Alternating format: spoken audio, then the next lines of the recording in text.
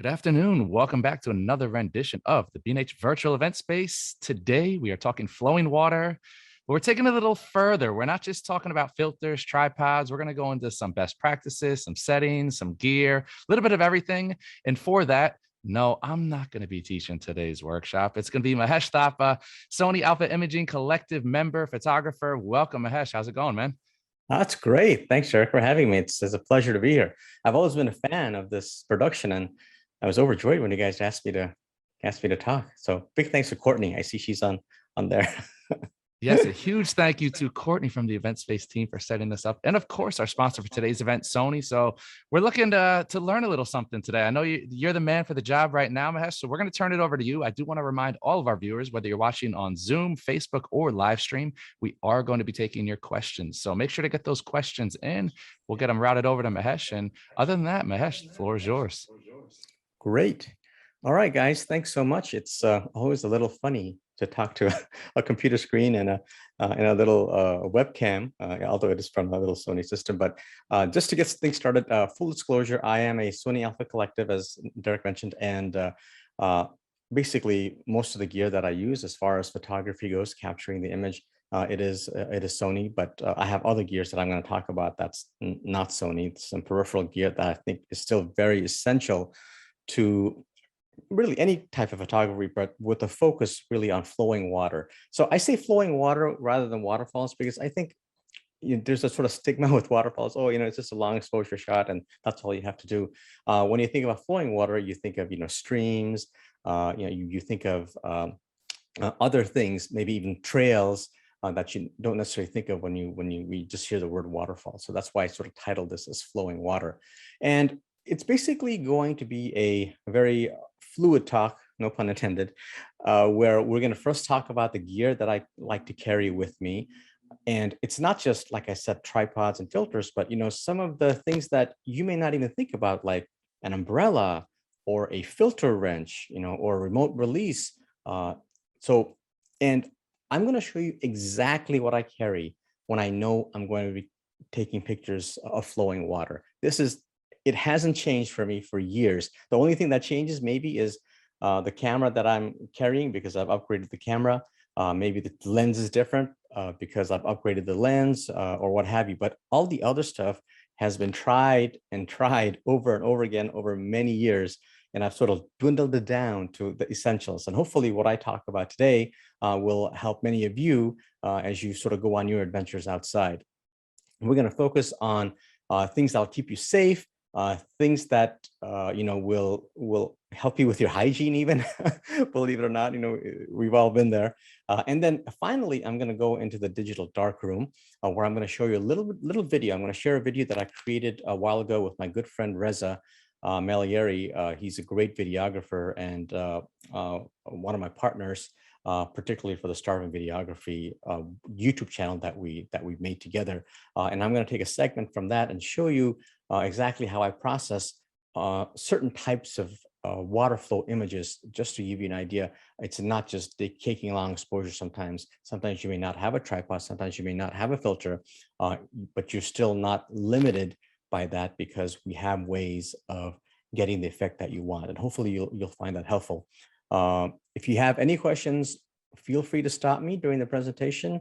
I think Derek or somebody else is keeping track of the chat function. I don't have that right now. So if there's an important question that you have, feel free to ask it. And if other people have similar question, we'll sort of interrupt and go over that. And I want to concentrate basically on concepts today. I'm not going to talk so much about, shoot it at a half a second, shoot it at 5 seconds. We're going to talk about general concepts so you can take the information that you've learned today and apply it to not just flowing water photography, but other aspects. So let's get started. I'm going to first talk about just the size of the bag and sort of the weight that I have with me as I go on these hikes. Oftentimes it's slightly longer, maybe 4 or 5 miles, but just as frequently, it's maybe just parking at the trailhead and walking a few feet to a little stand where I get this great view of a waterfall. So no matter how much I'm traveling, this is the gear that I carry. So here's the bag that I use, and I've used this for, sort of God, 6-7 years. I have several bags, and I've tried several bags, This is a bag made by, it's called a rotation bag. Oh, it's Mindscape or something like that. Mindshift. It's made by Mindshift. I think they're a subsidiary of Think Tank, but it's very, very easy to put on. It goes like this. It's relatively small. And what I like about this is once you have your belt clipped on, let me find my belt clip here. Once you have this put on and cinched, you can actually go back here. There's a little lever, you pull it out, and you've got your camera gear all in front of you, so you don't have to put the camera bag down, and you have access to all your equipment, your cameras and lenses and so on, all right here. So you take it, you take your images. When you're done, you could put it back in the bag, close that zipper off like this, and then put it back. And depending on what you're carrying and what your sort of interests are, they make these bags in different sizes. This is, I think, the medium-sized one, but they also have a much larger one if you're going on a longer expedition and need to carry more equipment. But I really like this bag specifically for that reason. And once I do that, once I do this, let's say I take my camera out and I know I'll be shooting for a while. So here's my camera. So right now I am shooting. And by the way, this is a little protective cover made by Peak Design. I'll put it over here. And I really like this because it makes everything waterproof. Yes, the camera and lens is water resistant and it's actually quite robust, but this makes it basically completely waterproof. So, and I can hike around with this because what I love about this system is on my strap, I've got this other Peak Design clip. And at the back of the camera here, if you can notice, there's a little Peak Design strap and tripod mount. So I take that and I just put it, strap off, get this out of the way, on shoulder. And then now I have it secure. I can hike around. It's readily available. I pull this out and bring it out like so, and it's available, right? And when it's hanging here on the shoulder, it's covered. It's completely covered by this thing. So when it rains or if there's spray from the waterfall, for example, nothing is really getting wet. And you could just leave this on because there's a nice opening in the front right here. If you can notice that, there's a little opening, almost like a little cap, and you could take your filter off and you could shoot it with this left on. And when you're done, put the cap back on, pull it out a little bit further, and then you can put it back on your strap and you're ready to go. And you can walk around, take it out when you need it, and you're all set. So that's sort of my favorite setup as far as bag goes and a little protective cover. Currently, I'm using the Sony a7R IV, and I basically only carry 2 lenses with me. Let me take this off now and show you what exactly I'm using. So it comes off pretty easily. So this is the Sony a7R IV. I love this camera because it is weather resistant and it has an insane amount of megapixels. It has like 60 megapixels. And it's not just for the megapixels, and I'll tell you why. It also has amazing dynamic range, right? It has 15 stops of dynamic range. That means I can sort of expose for the highlights of the white flowing water, which is frequently very bright, and make the shadows in the dark trees or the forest go basically black. And then without having to resort to multiple exposures, I can bring that detail back out. And you'll see a little bit of that in the digital darkroom without really sacrificing very much noise. So I really like the camera, not just for the high megapixel count, but also for the dynamic range in the sensor.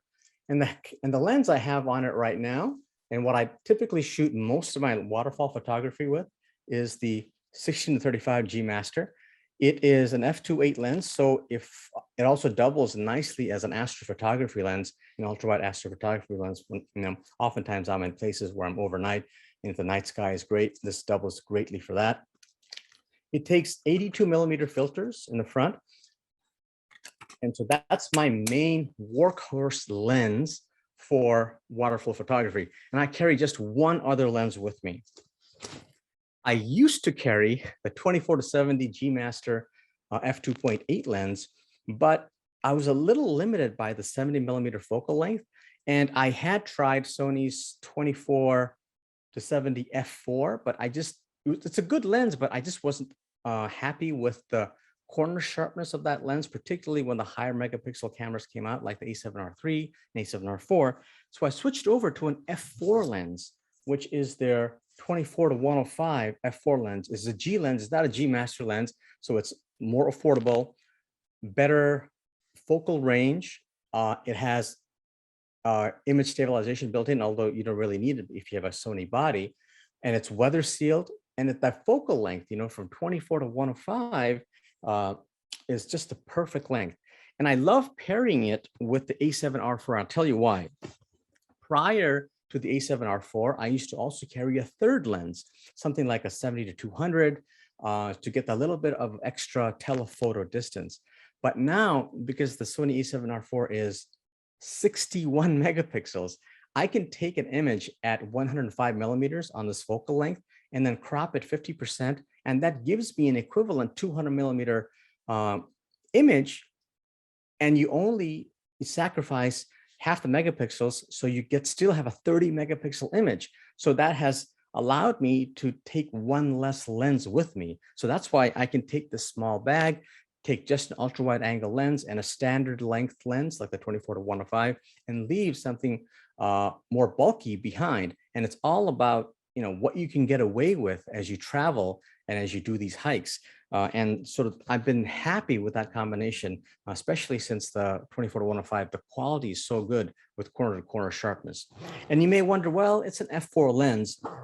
It is, so it's a little slower than the f2.8, 24 to 70, but I wasn't really missing that because most of my shots where I needed ultra wide angle and ultra fast apertures they were at the ultra wide end. And for that, I still have the 16 to 35 at f2.8. So that's really covered. When I do Astra stuff, I rarely shoot Astra beyond 35 millimeters. So I wasn't really worried about the one-stop loss of light. And also remember that when you're shooting landscapes, when you're doing waterfall photography, you want a lot of depth of field, right? A lot of depth of field means you want to probably shoot at f5.6, f8, f11, every so often f16. Well, what's the point of carrying around bulky f2.8 glass if you're shooting at f8, f11 anyway for those focal lengths that you typically shoot at for these landscapes? So for those reasons, I ended up sort of sticking with the 24 to 105 in combination with the 16 to 35 f2.8. So hopefully that sort of gives you a little rationale behind why I only carry that minimal equipment, one body and two lenses that I talked about. So let's get that out of the way. So let's put this back. And so as I'm carrying this on my shoulder, this bag has a nice little shoulder strap here, chest strap, goes in just like this. And as I'm walking around, this is very, very secure. I love how everything fits just compact and nice. It fits my body very, very well. I'm about 5'7", 180 pounds or so. And I even have a little place here for hand sanitizer. So in this day and age, we sort of have to keep all that stuff around. So let me take the bag off and show you the other side. And over here, if you look, this is how I carry my tripod on the front. And if you notice, the tripod actually isn't that big and bulky. It's not that heavy. Before I used to carry around very heavy tripods because I thought it allowed me to have a lot of stability. But I've realized that most of the time, if I have the tripod and image stabilization both used, it actually compensates for the fact that I don't have a big heavy tripod. Now, there are probably some people out there saying, hey, why aren't you turning off your image stabilization when you have a tripod? Isn't that counterintuitive? I've heard that that's what you should do. You should turn off your image stabilization when it's on a tripod.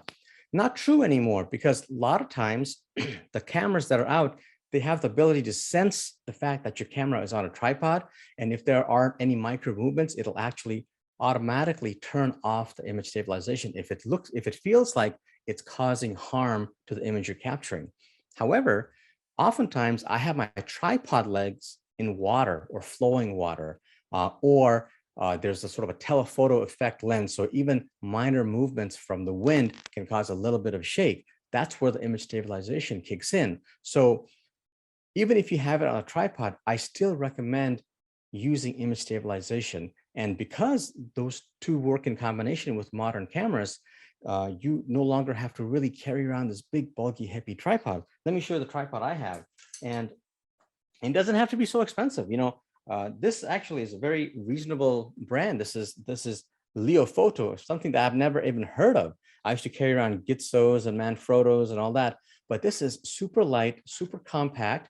I love this tripod because it has a built-in leveling base. That is so crucial when you are in difficult terrain where it's a little bit dicey, because now you don't have to struggle with controlling the length of each leg separately when you want to get that perfect level. All you do then is you work with the leveling base and you just adjust that. So there's a little lever here, you turn that and you make minor movements or minor changes just on the leveling base without having to resort to making some weird adjustments to each leg individually. So for that reason, I ended up going with a system like this, and it's carbon fiber, it's robustly built, and it's relatively inexpensive compared to some of the other manufacturers. And this leveling base came with it. I'm using a Really Right Stuff, the smallest Really Right Stuff ball head. As you see, it's all beat up. I've had this for like 12 years now. Haven't needed anything more. I like the fact that it has a nice quick release, none of this rotating dials, anything like that. It has one little lever right here, controls every direction. Now, if you need independent pan ability, this is probably not for you, but I hardly ever do any panning shots anymore because the resolution is so high, I can just crop top to bottom. And Photoshop's ability to align images is so great. So even if I had to do the occasional pan, I can just hand hold it and do the panning, and Photoshop will align it really, really well. So for those reasons, I've sort of, again, come down to minimal equipment if I can, right? And this is all I carry as far as the tripod goes. Let me show you some other things that I carry now. If you notice at the back, I have this little red light. So oftentimes I'm hiking in the dark and I want to make sure people see me. So I have this little red light. So it kind of like comes from my my biking days. And in the top pocket, which is where I keep the essentials basically that I need, I always carry a headlamp. So people don't think about this, but this becomes really helpful, particularly on hikes. Even on days when the sun hasn't set, oftentimes you're in deep forest, and if the sun has gone down or it's a very overcast day, it's invaluable to let people see you and for you to see the pathway. And the final thing I carry in the top pouch, because I use it all the time, is this little device right here. This is a remote release.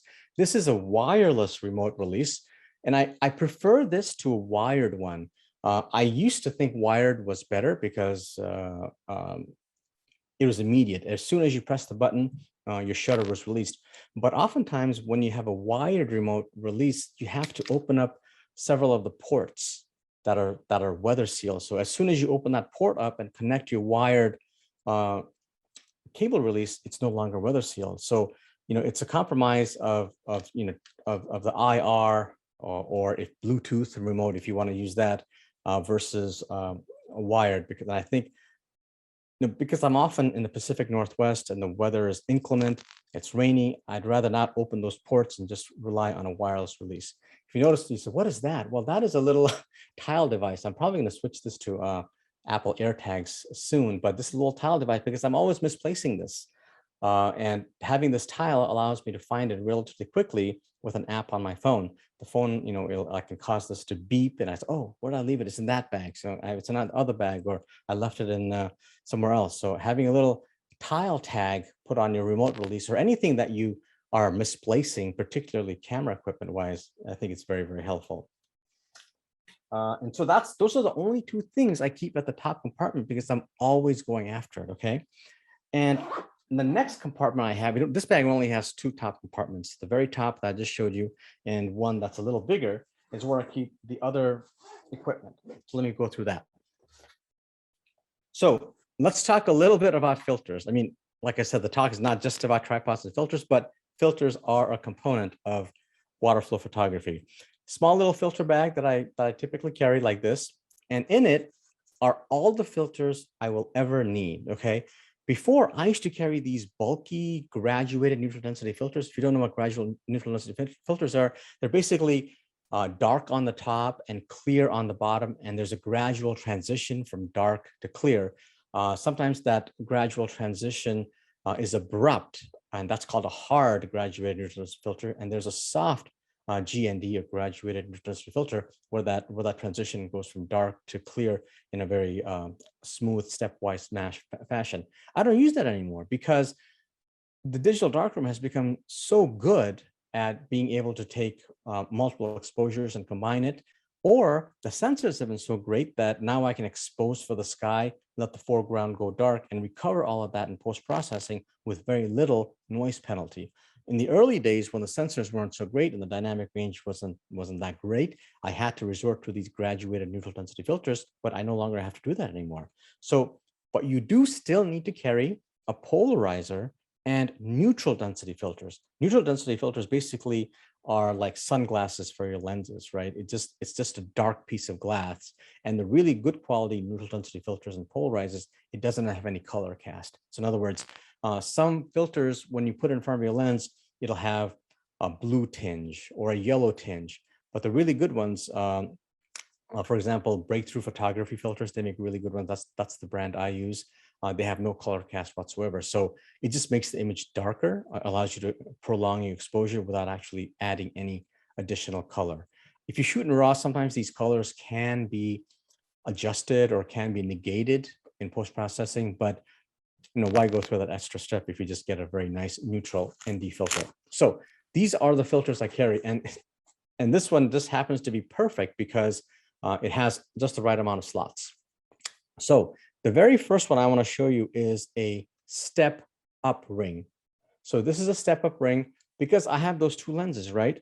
The 16-35 f2.8 takes 82 millimeter filters. The 24-105 takes 77 millimeter filters. So what you do is you get the filter thread size that's the biggest one for the lens you have. So mine is 82 millimeters. So I got a set of 82 millimeter filters, and Gus got this step up ring that allows me to attach. Is a step up, step down. I don't know. I can never keep that straight. So this allows me to attach that 82 millimeter filter directly on the front here, and then use the little step down or step up portion to put on the 77 millimeter filter. So I can use 82 millimeter filters on 77 millimeter threads. So that's just a little basic piece of metal that allows me to do that.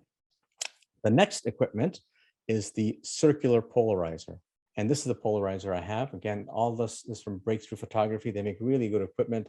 It's all brass, it's heavy duty. I've never had a problem with it scratching. So this is it right here. And I'll show you actually how to use that. I don't know if you can tell, but if I polarize this, well, it's hard to tell on the screen, but I'll show you examples of it on the video later on. So polarizer, it takes the glare off, not just off the water, but any shiny surfaces, because oftentimes the rocks that are around you are going to be wet and shiny, and it's going to offer a lot of glare. Plants like leaves have a lot of glare. Oftentimes there's a waxy cover or water on top of it. This will get rid of all of that. So a polarizer is essential. And this is not something that you can simulate in post-processing. You can't simulate the effects of a polarizer, not convincingly anyway, in post-processing. So you have to still use a polarizer on certain situations. Again, remember, this is with the focus to water flow photography. The next one I have is, so you can get ND filters and you get polarizers. And sometimes before the invention of something like this, and I'll tell you what this is in a few seconds, I used to stack filters. I used to stack a polarizer with an ND filter because I wanted to get less light to prolong the exposure that would happen with an ND filter, but yet I wanted to get the glare off the surface of the water that would only be done with the polarizer. So you should have to stack those two filters. Well, now they make things where the ND and polarizer are built in. So here's an ND filter, 3-stop with a polarizer. How brilliant is that? Right? So now you don't have to stack filters. You don't have to worry about two filters getting stuck together, or vignetting if it's ultra wide angle lens at the very periphery, because you have filters that are very thick and it causes darkness around the periphery. You just get a combination ND and polarizer, because I almost never not use the polarizer. Like even if I have an ND on, unless it's a very, very long exposure where it doesn't really matter that much, but anything like 3-stop, 5-stop, 6-stop, I still want the effects of the polarizer to be able to see under the water to get the glare off. So this is a great little invention. This is also made by Breakthrough Photography, but I think other companies also are making this now. And this is same thing. This is a 6-stop ND filter polarizer combination. Again, you can see how you can turn this. Hopefully you can see that. It goes right in front of filter. So the next one is a 10-stop ND filter, okay? And occasionally when it's super bright, I have a 15-stop ND filter. So basically, I'm carrying a polarizer and an ND, or a combination of polarizer and ND, and that's all I use anymore as far as filters go. No reason to get color filters, no reason to get skylight filters, so these really are all I carry, and fits into this tiny little bag. You notice a couple of these things fell out. I don't really rely on this, and I'll tell you why. How much water can you get off with this little tiny thing, right? Maybe a little smudge. I'll show you what you should carry instead. You should carry something like this. This is a super absorbent towel, microfiber. Well, actually, it's not even microfiber, but I got this at Costco. At the automotive section. They sell it in like packets of 30. It's like it's not quite a chamois, but it has a lot of little, little bristles or whatever that increases surface area. And this is great for wiping down your equipment after it's gotten wet, or even cleaning your lens. And I carry several of these, and look how big it is, right? So when you have a downpour and you really need to wipe your equipment, this is what you want to resort to, not something flimsy like this. This will get soaked with one use. Costco automotive section. I don't know what they're called, but it's Kirkland brand. You can see that it's Kirkland. Okay. My next equipment I carry with me is an umbrella. This is a super lightweight umbrella. And I typically get the umbrellas that are advertised as being able to withstand winds, because oftentimes when you're next to waterfalls or on these hikes, it can get super windy. And if you get the sort of very, very cheap umbrellas, it'll invert and then it'll break. So now you've sort of just ruined your umbrella and no longer has any use. So why is this important? Oftentimes when I'm taking a picture, there's spray that's coming at me and coming to the front of the lens. And I don't want to have to clean the lens every single time I take a picture. What I do is I put the umbrella deployed in front of the camera and lens, and I take the umbrella out. I get the composition that I want. I put the umbrella back on front, wipe off any of the excess water that's there, take the umbrella off quickly, take a picture, put the umbrella back on, wipe, umbrella off, take a picture, put the umbrella back on. So it's really, really helpful. And sometimes if the water spray isn't coming directly on top of your lens, but if it's raining, you may still get some spray and some dot on the front of your lens.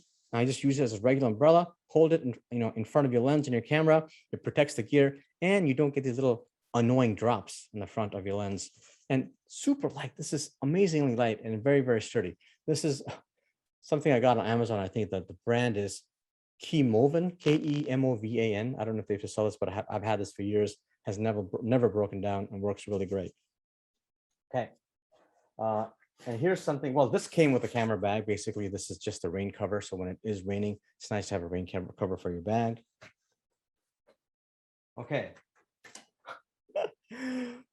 This is biodegradable toilet paper, just in case. You never know when you're out. So several occasions, when you gotta go, you gotta go. So and it's super light.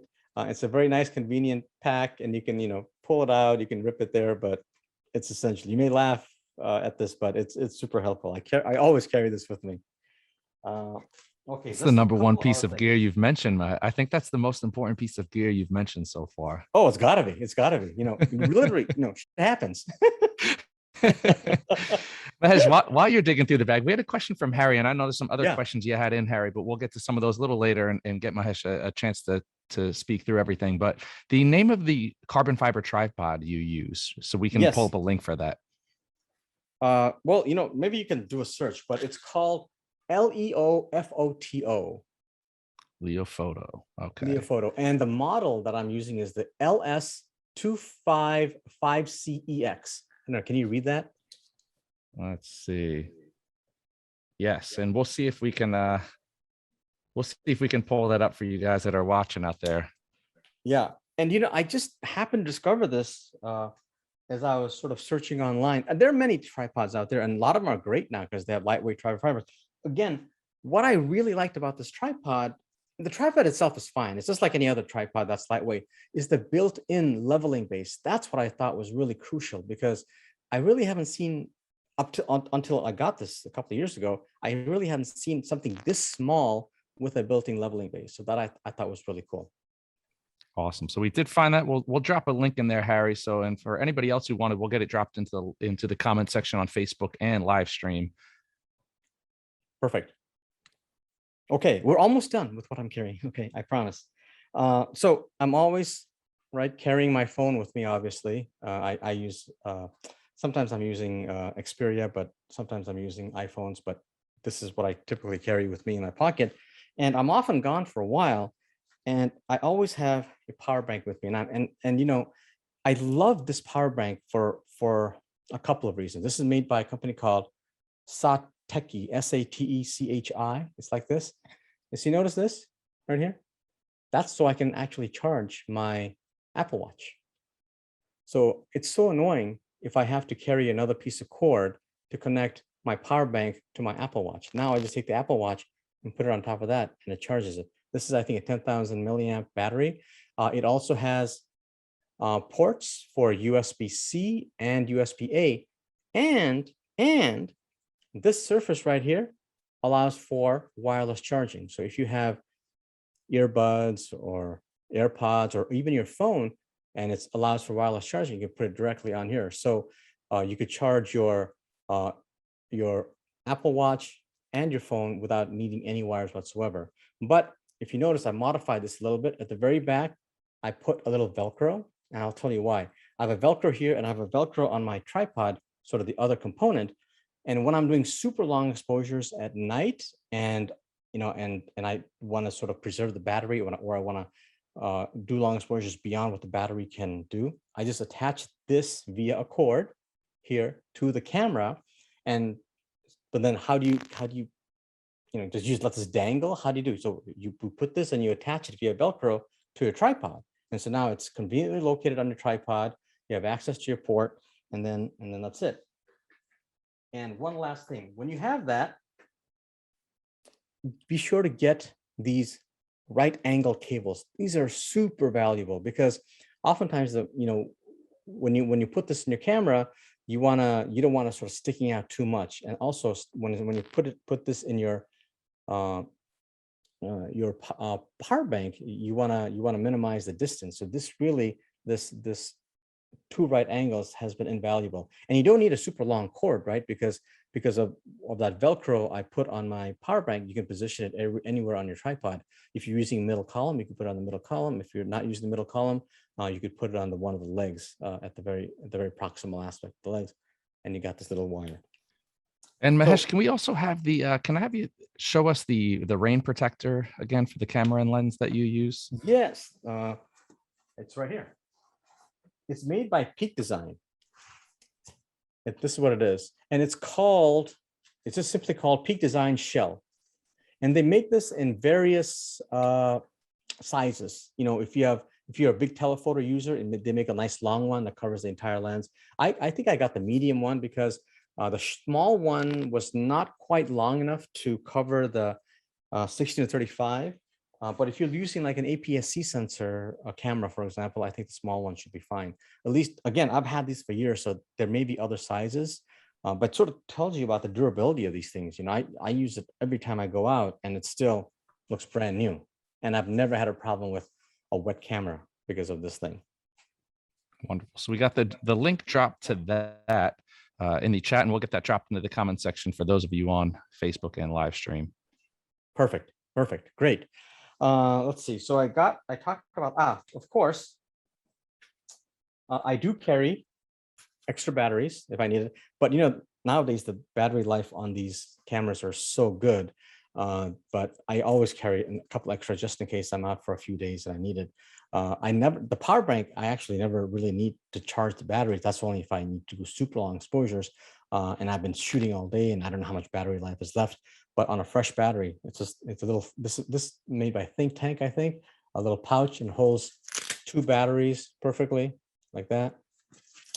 And what else do I have? Just a couple of other things. In this day of social media, I do capture some video on my phone. So I have this little adapter that goes on top of my hot shoe where my phone attaches like that. And then I can take a little talking head videos or whatever.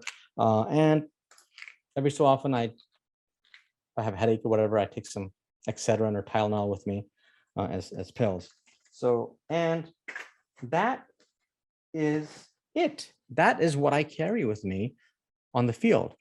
So if you have any specific questions, or if you have a question about why don't I carry this, which I always carry, I'd love to hear about what you carry that I think I should be carrying, because I don't really claim to know everything there is about this, but I've rarely got into a situation where I've needed anything else from, based on what I showed you. Okay. We Okay. had Lauren asking about your backpack real quick before we go on. We'll get one more link dropped in there for Lauren. So which Peak design? That was a Peak design, you said, right? The backpack? No, the backpack was Mindshift. Oh, it was Mindshift. Okay. Called the Mindshift My Rotation. apologies. Yeah, Mindshift Rotation is the backpack.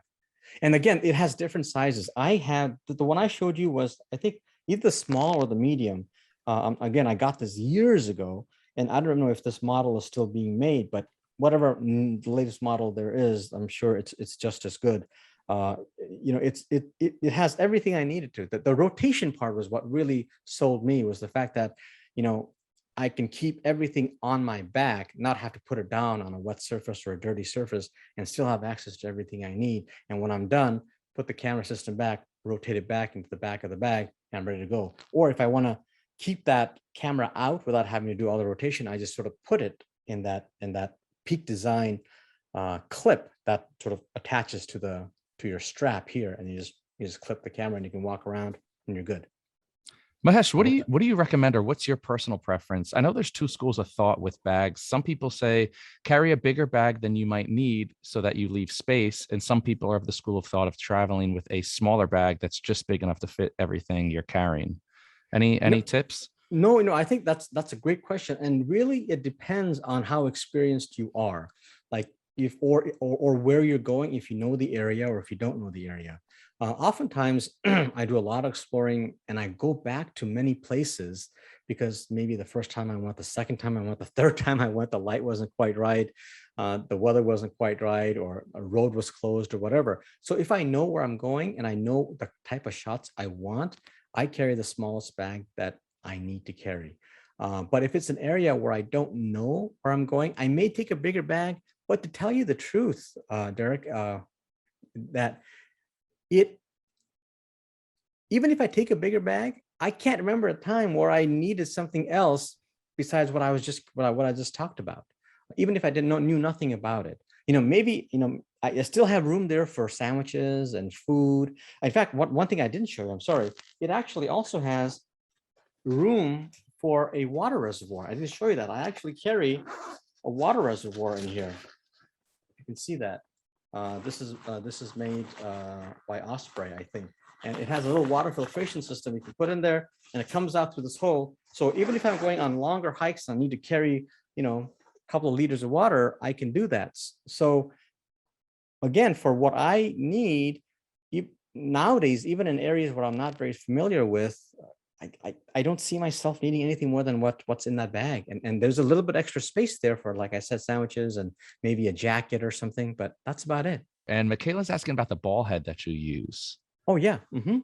I love this ball head. I've literally had this for over a decade.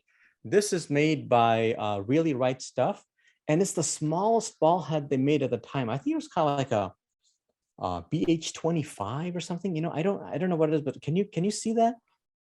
Yeah. So I'm gonna drop a link in there, Mahesh. So that'll Yeah, it'll get and so everybody on the this is what I love page. about this. It's one single clip. You put your camera in there, you don't have to screw anything.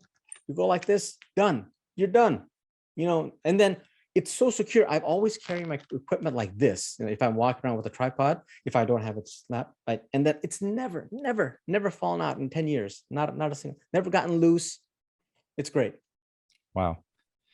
And our last gear question for now, Carla is asking about the brand of your filters and your ND filter. Yes, Breakthrough Photography is the brand. Perfect. So we're going to pull up a link for some breakthrough photography filters, and we'll drop that in for everybody to take a look at.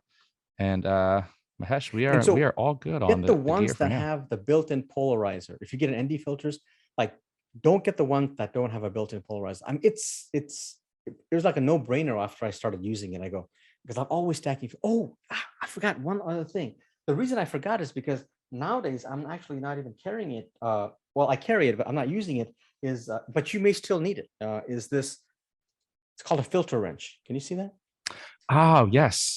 Yes. I was going to bring that up when you said that. I'm like, that is one of the things everyone forgets about Yep. until they Filter wrench. absolutely need it. And when you Yes. need it and you don't have it, it's Well, the trouble. good thing, the reason I didn't really mention is because now with the breakthrough photography filters, they've got this great grip in the front and it's all brass. So I've noticed that brass doesn't tend to stick onto the ends uh, of the lenses or on each other. But if you don't have that, and you don't want to get other filters, this is a great thing. Let me just, if you have a couple minutes, I'll just show you what I'm talking about.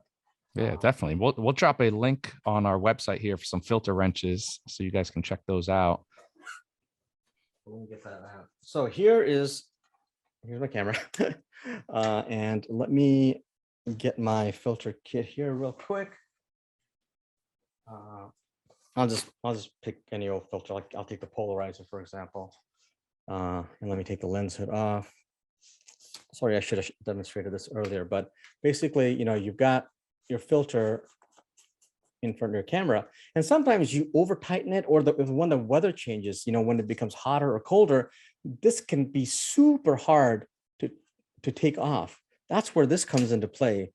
It has a grippy surface here, and then you put it around your filter like this, and it's called a filter wrench, and then you take it off. It becomes so easy to do. Again, like I said, now that I use these brass filters, I haven't had as much problem, but every so often you still can run into that. And if you're in the middle of nowhere and you can't get your filters off, I mean, you're screwed. I mean, I can't tell you how many times that this thing has literally saved my photography. And it's a cheap piece of gear. It's super light. Okay, I'm going to share the screen, okay? And let me know if it's not working that well, please. Yeah, I'll let you know if it's Well, here we are good. at the bottom of Snoqualmie Falls. Beautiful view here. I'm going to check out the bank and see what makes the best composition. And we'll try out our different ways of shooting waterfalls with and without ND.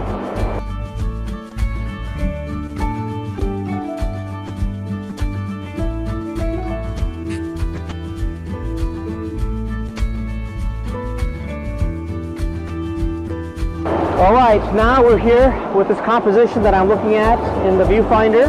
We've got the Polar Pro 6-stop ND filter with built-in polarizer, and I want to show you the effect of the polarizer on the water surface, which is very reflective. At this point, if you look at the water surface, it's very bright, lots of glare on the water surface. I'm going to now engage the polarizer that's built in, and then you see what happens to that surface of the water. Look how much darker that water surface looks. A lot richer, a lot cleaner, a lot more pleasing. Again, disengaged, very shiny, very bright, and now engaged. Beautifully clean, dark water. Really has nice contrast with the water on the waterfall. I think this is going to go a long ways into making a wonderful shot. I'm going to take a picture now. I'm at about 8 seconds, 6 seconds, f11. ISO 100. Let's see how the shot turns out. Now we're going to take the ND filter off and take multiple bursts of images and see how that turns out once we combine them in Photoshop. Okay, now I'm going to take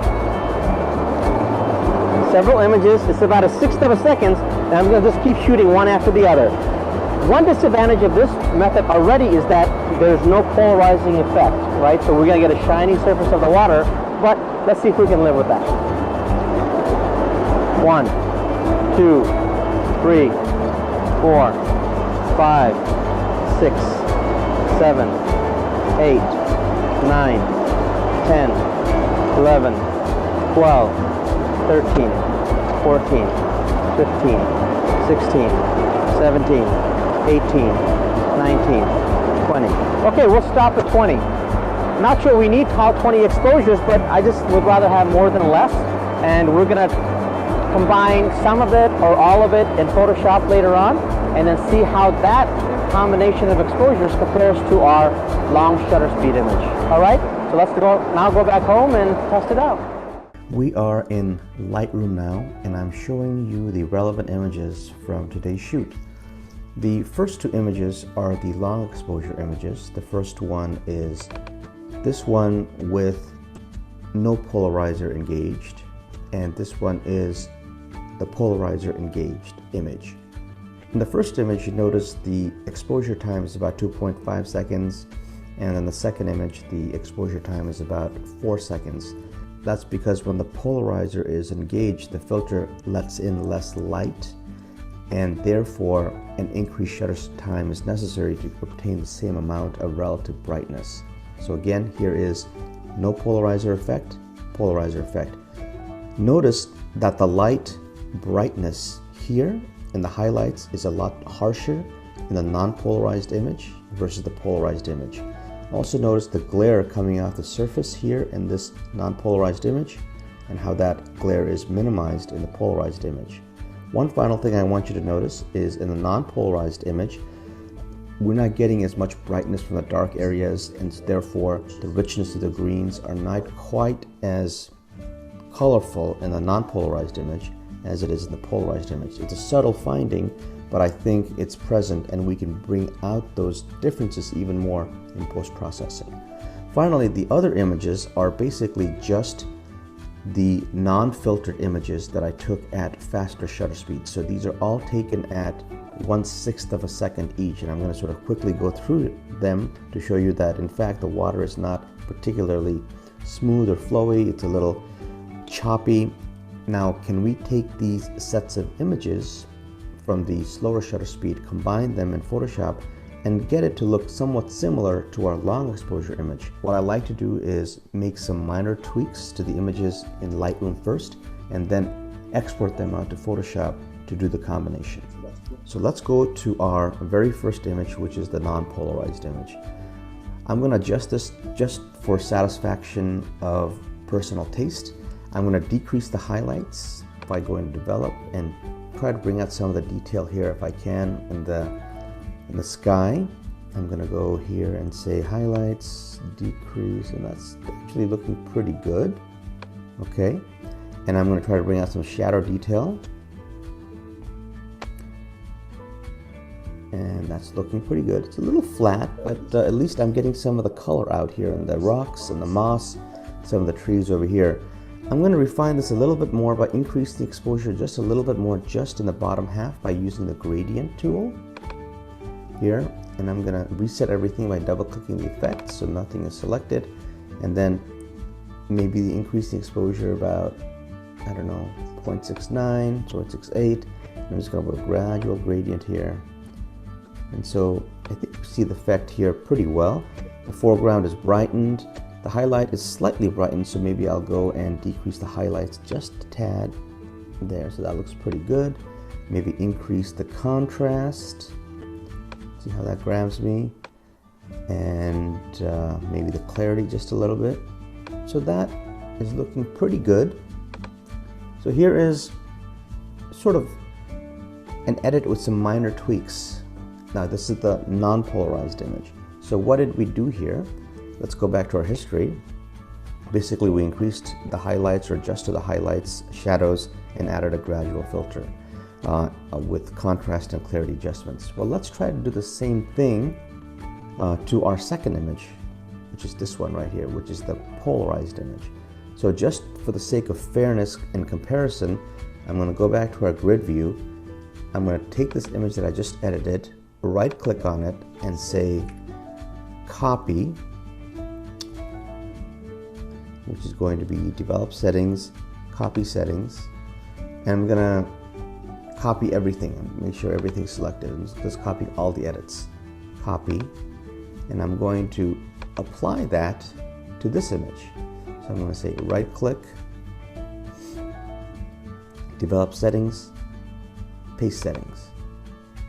So here is unpolarized and here's polarized. So even with the same amount of editing, we notice that the greens are brighter and more luscious in the polarized image. Again, the highlight fall-offs are less conspicuous in the polarized image.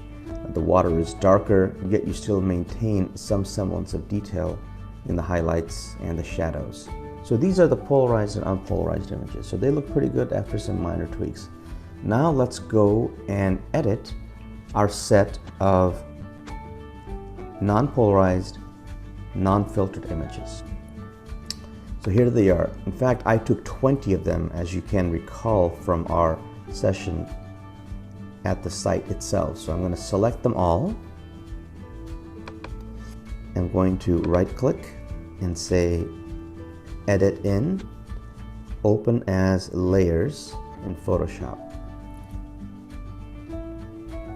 And here we are, the 20 images brought up as separate layers in Photoshop. So what we're going to do is vary the opacity of each layer such that each layer contributes an equal amount to the overall final layered image. So how you do that manually is basically you take the first layer and say it's 1 divided by 1, which is 100%.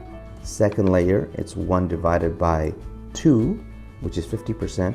Third layer, 1 divided by 3, 33%. Fourth layer, 1 divided by 4, 25%, so on and so forth, such that the very final contribution is going to be the 20th layer, which is the very top layer. It's going to be 1 over 20, whatever that fraction happens to be. I'm going to hide all of these layers above. Here's the first image, 100%, okay?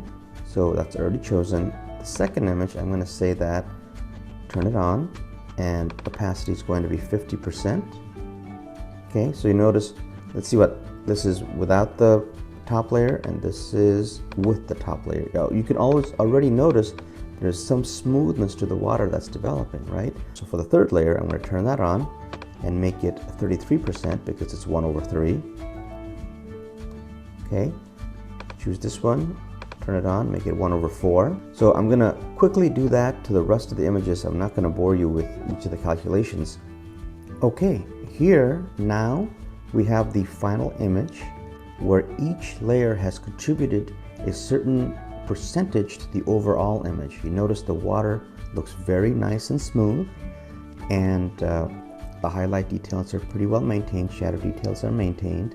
So let's compare this to what our, let me just make this first of all as big as we can, this to our Lightroom image of the non-polarized, because that's the best comparison. Here's the non-polarized Lightroom image, and here is the final blended image. Now let's go back to Photoshop, where I'm going to show you how to automate the process of stacking those images and varying the percentages without you actually physically having to put those numbers in. And we do that by using smart objects. Okay, so let's go back to our unflattened image into the history. And then I'm going to quickly go back to a state where the mask opacity changes where not applied. So if you go through here, let's just turn them all on. They are all now at 100%.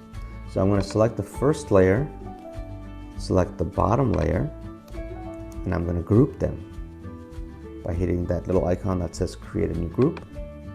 So group is created. I'm going to convert this group into a smart object. For that, I go to layers, smart objects, and convert to smart object.